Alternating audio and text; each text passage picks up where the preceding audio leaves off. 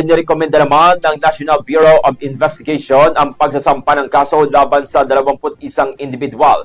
Kabilang na ang 3 kasalukuyang senador na sina Francis Escudero, Joel Villanueva at Jinggoy Estrada kaugnay sa umunoy anomalya sa flood control projects. Kasama rito sa listahan ang dating senador Pong Revilla Jr., Congressman Saldico at iba pang opisyal at empleyado ng DPWH, pati na rin ang ilang negosyante.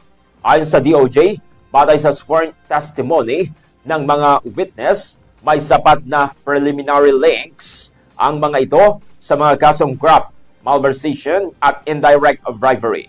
Kasama nito o kasabay nito, humingi naman ng tulong ang Justice Secretary sa Interpol para mahanap ang isa pa sa mga inirekomendang panagutin, si Congressman Saldico, na huling nakita sa bansang Spain.